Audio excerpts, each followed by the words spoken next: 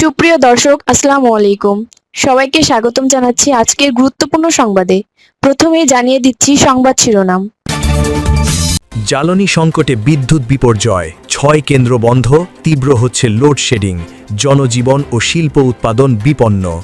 তীব্র তাপদাহের মাঝে ভয়াবহ বিদ্যুৎ সংকটে বিপর্যস্ত হয়ে পড়েছে বন্দরনগরী চট্টগ্রাম সহ পুরো দক্ষিণাঞ্চল। জ্বালানি ও গ্যাস সংকটের কারণে চট্টগ্রামের ২৮টি বিদ্যুৎ কেন্দ্রের মধ্যে গুরুত্বপূর্ণ ৬টি কেন্দ্রের উৎপাদন পুরোপুরি বন্ধ হয়ে গেছে।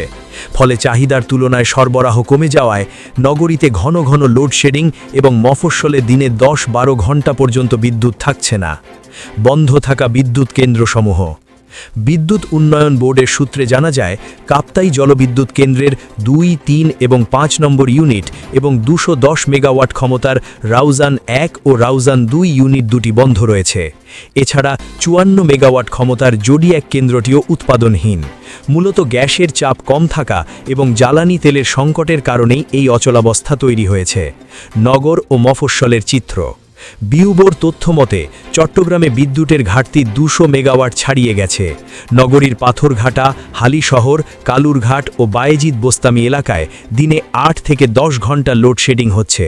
তবে সবচেয়ে খারাপ অবস্থা মফস্বলে। পটিয়া, বাঁশখালী, সাতকানিয়া সহ দক্ষিণ চট্টগ্রামের ৮ উপজেলায় ২৪ ঘন্টার মধ্যে ১২ ঘন্টাও বিদ্যুৎ মিলছে না। বিপর্যস্ত শিল্প ও জনসেবা।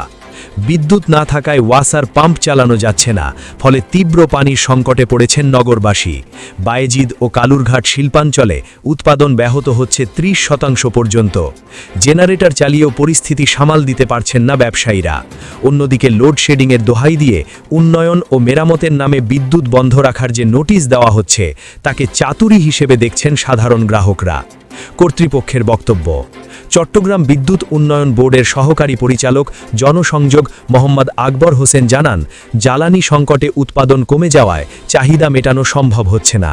অফ পিক আওয়ারে ১১১ মেগাওয়াট এবং পিক আওয়ারে ১৭০ মেগাওয়াটের বেশি লোডশেডিং করতে হচ্ছে। বর্তমান পরিস্থিতি চলতে থাকলে সামনে আরও কেন্দ্র বন্ধ হওয়ার আশঙ্কা রয়েছে।